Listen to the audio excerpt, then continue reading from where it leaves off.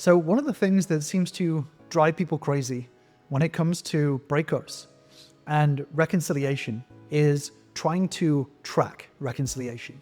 I had a comment from someone on my channel about a percentage through reconciliation they were, which I found a little bit confusing, but I can understand the need for trying to find out whether your partner is ready to come back into the relationship or not. So I can totally understand why you would want to track reconciliation. So in today's video, I want to talk about tracking reconciliation with a partner. I want to talk about where most people make mistakes, and then I want to talk about how to do it properly. So the first challenge, if you've had a breakup, you're repairing the relationship, is how do you measure reconciliation? It can be easy to measure your bank account. It can be easy to measure washing the dishes. It can be easy to measure that. But when it comes to a relationship, it can feel a lot more sort of nebulous, right? A little bit more abstract. This is not money. This is not fitness. This is a relationship, and relationship repair has a lot more moving parts. The problem is that short-term projects can be tracked. It's very easy to track short-term projects. Whereas when it comes to long-term situations, there's many more moving parts, and a relationship definitely falls into that category. The problem also with trying to measure reconciliation, trying to track reconciliation with a partner, is that you end up looking for signs. So it's completely human, completely normal. People look for signs to feel better, right? If you think about it, you look for maybe something nice that your partner or ex-partner said, maybe a nice conversation, or maybe they said they loved you, or maybe they said they still have feelings for you. You look for these signs. These signs can offer some temporary emotional relief, but they don't actually improve the relationship. And again, it's this short-term project mindset that happens when you're stuck in this looking for signs. The truth is, how you measure progress is more important than the act of measuring progress. And I'll jump into that in a second. But the third main reason why measuring or tracking reconciliation is so difficult is that it's really impersonal. Ultimately, it's like you're coming from a place of looking for a final goal rather than a long-term system. I say this to every member who is in a similar situation, that reconciliation is the starting point. You're not entering the relationship just to be in a relationship. You're entering into a relationship in order to cultivate a system that works for you both. So reconciliation is not the final point. It's never the final point. In fact, I would say that it's very close to the beginning of the journey. So measuring reconciliation can focus on a prize at the end rather than a prize in the making, if that makes sense. And ultimately, if you think about it, and I'm not saying this to diss anyone, but if you think about it, it treats your partner as like a project to complete. You know, reconciliation is this project that you can wrap a little bow on and say, okay, did that, what's next? Let's do something else, right? And this is going to come out in everything that you do. In the way that you talk with your partner, you're going to constantly have this idea of, I have to complete this project. Ultimately, when you're trying to track progress in a relationship, you fall into this trap of looking for markers. So if you think about it, this is the way most people track things, through markers. Observable results. You go to the gym, you have the marker of, I benched 7,000 pounds, as an example, or I ran 5K, or things like that. You have these markers to track progress.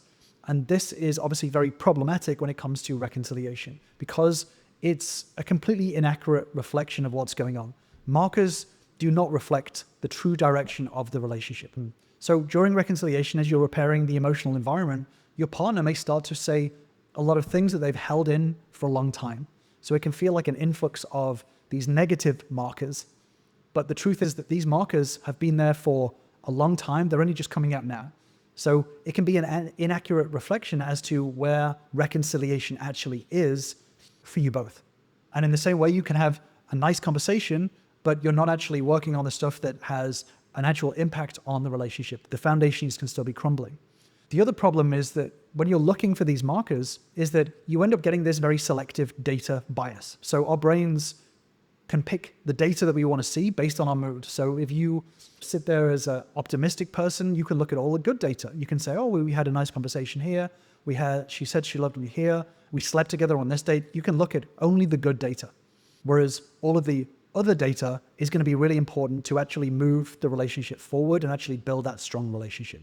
And the opposite end can happen as well. If you're focused on the negative, you can see a lot of negative markers.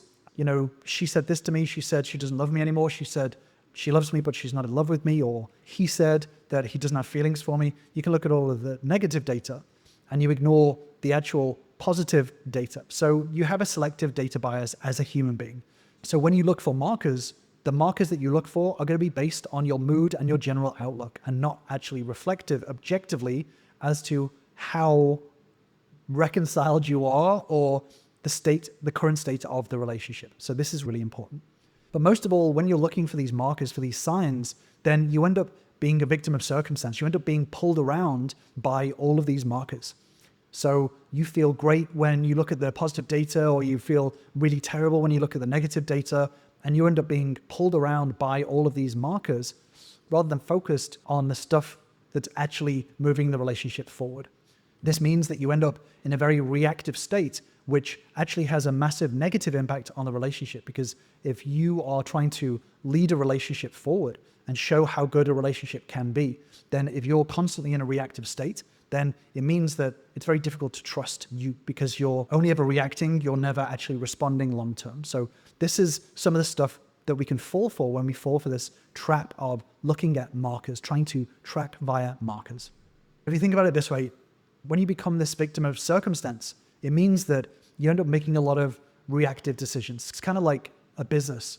If they're constantly just focused on this week and the next week, you're going to end up in this kind of flash sale mode of like, oh my God, profits are down, we need to run a flash sale. So you're going to end up performing a lot of acts that are very short-term based. So let's say you think things aren't necessarily going as well as you'd hoped with the reconciliation. So you end up buying flowers, or you make big grand gestures, or you put a lot of pressure.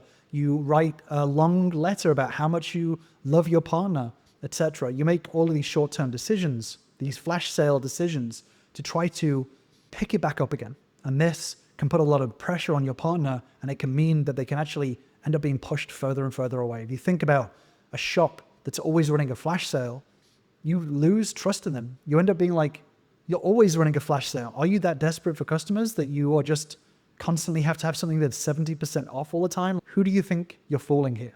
So you end up having these short-term gains and long-term losses, because let's say you do run your own sort of relationship flash sale, then you buy some flowers or you send a deep, meaningful message, and then the effort stops on the stuff that's important, right? You're not actually looking at your business. You're only looking at the immediate sale for this analogy. And this ultimately creates just a weird, inconsistent mess. You tell your partner that you don't really know what you're doing long term, and you're only ever going to be reacting to what's going on.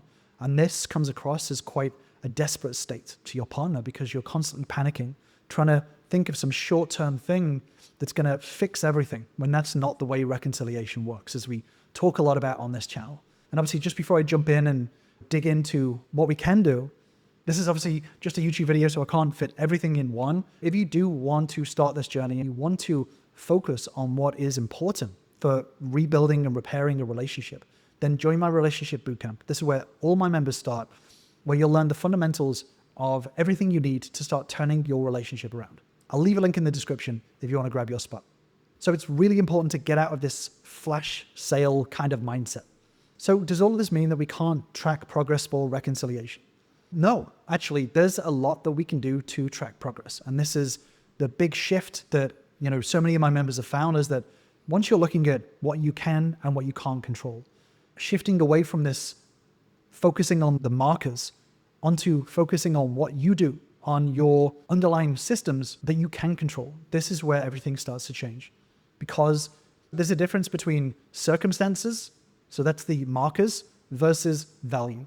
So focusing on the things that you do in order to repair the relationship. And this isn't things towards your partner. This is the things that are 100% in your control. We talk so much on this channel about learning the right relationship skills, the right emotional regulation skills, the right approaches to relationships. These can all be broken down into skills that can be practiced every day. Once you break everything into skills and practice, then this means you have something that is repeatable, This means that you can track your practice rather than markers.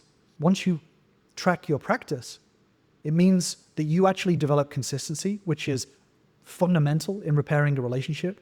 It means that you develop resilience. You stay on the main line of progress rather than being pulled around by the highs and lows. And it means that you're cultivating your own agency. And this is one of the key points of attraction, is developing your own agency, your own path forward is a very attractive skill to develop, because it means that you're not waiting around for your partner to give you some sort of marker, some sort of sign. You're actually continuing to do what you do regardless of the highs and lows. So tracking your actions, what you do every single day, is going to have the biggest impact on reconciliation. And it means that you're able to look at your own progress rather than being pulled around by the general ups and downs of day-to-day life. And there are tons of things that you can do to practice that have the biggest impact on reconciliation. Emotional regulation. We talk a lot about that on this channel. Emotional intelligence. So that's different from emotional regulation. Emotional intelligence is developing the deep understanding of other people as well as yourself. Communication skills. Developing and practicing your skills to be able to talk in a way that isn't going to trigger your partner or your ex-partner's nervous system in conversation.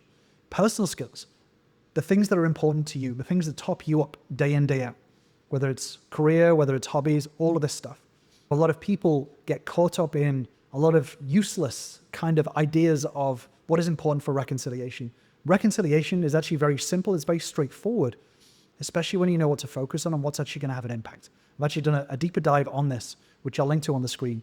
But understanding what is actually going to have an impact on reconciliation, what you need to grow in order to start to rebuild and regrow the relationship, is really important to keep your focus on what you do day in, day out, what you practice day in, day out, in order to keep yourself on the right path and continuing to repair the relationship. Like I said, I won't dig into it here. I'll leave you with that deep dive video, and I'll see you over there.